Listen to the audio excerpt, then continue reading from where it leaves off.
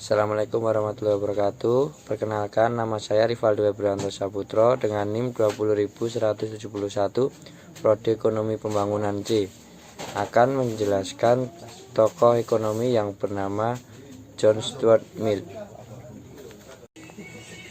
John Stuart Mill, juga dikenal sebagai J.S. Mill, adalah seorang filsuf Inggris, ekonomi politik, anggota parlemen, dan pegawai negeri. Ia adalah salah satu pemikir paling berpengaruh dalam sejarah liberalisme klasik. Ia berkontribusi secara luas pada teori sosial, teori ekonomi politik, dan teori ekonomi politik. Dijuluki filsuf berbahasa Inggris yang berpengaruh pada abad ke-19.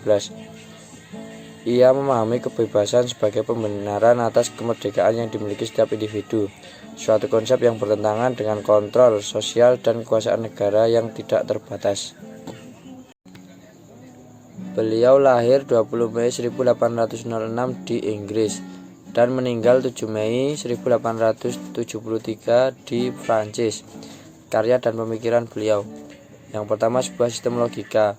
Mill terlibat dalam perdebatan tentang metode ilmiah atas publikasi John Herschel tahun 1830 tentang A Preliminary Discourse on the Study of Nature Philosophy, yang menggabungkan penalaran induktif dari yang diketahui ke yang tidak diketahui, menemukan hukum umum dalam fakta spesifik, dan memverifikasi hukum ini secara empiris.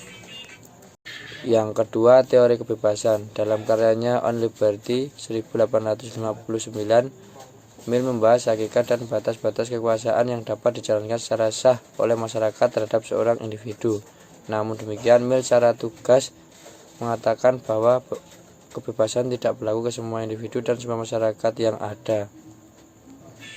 Mill menyatakan bahwa bukanlah kejahatan untuk menyakiti diri sendiri selama orang yang melakukan tidak merugikan orang lain. Dia mendukung prinsip kerugian, satu-satunya tujuan di mana kekuasaan dapat dipaksakan secara sah terhadap setiap anggota komunitas yang beradab, meskipun bertentangan dengan kehendaknya adalah untuk mencegah kerugian orang lain. Yang ketiga, kebebasan sosial dan tirani mayoritas. Mill percaya bahwa perjuangan antara kebebasan dan otoritas adalah fitur yang paling penting sejarah.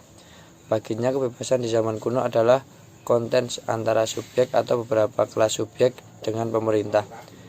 Mill mendefinisikan kebebasan sosial sebagai perlindungan dari tirani penguasa politik.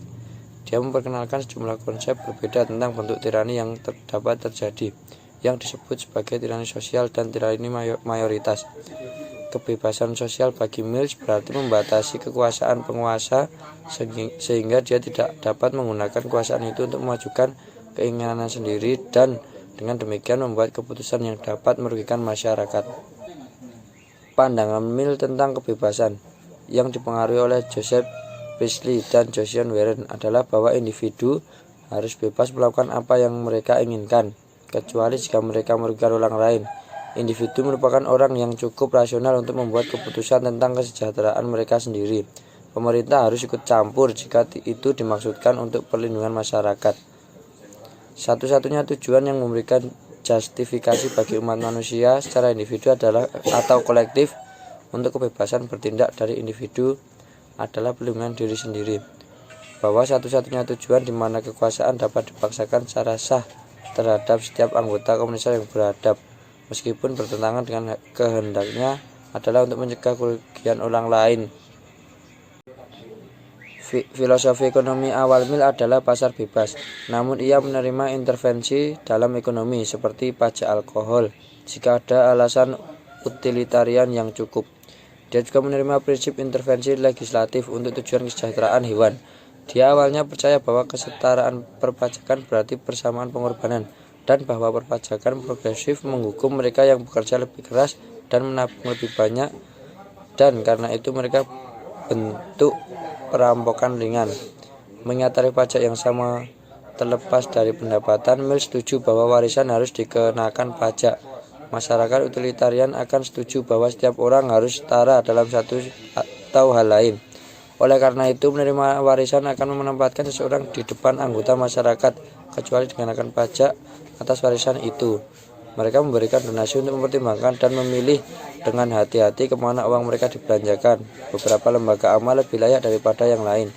Badan amal publik seperti pemerintah memang akan mencairkan uang secara merata, namun dewan amal swasta seperti gereja akan membagikan uang secara adil kepada mereka yang lebih membutuhkan daripada orang.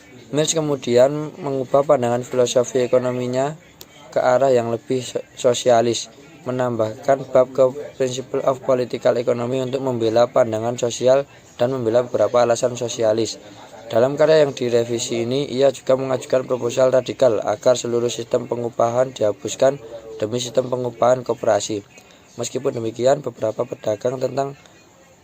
pandangannya tentang gagasan perpajakan tidak berubah, tetapi kemudian diubah dalam edisi ketiga dari Principle of Political Economy yang memberikan perhatian kepada perbedaan pembatasan pada pendapatan diterima dan pembatasan pada perolehan pendapatan. Buku Principle of Political Economy pertama kali diterbitkan pada tahun 1848, merupakan salah satu yang paling banyak dibaca dari semua buku tentang ekonomi pada periode tersebut, seperti Wealth of Nations karya Adam Smith. Dalam periode sebelumnya, buku Mill mendominasi studi ekonomi di Universitas Oxford.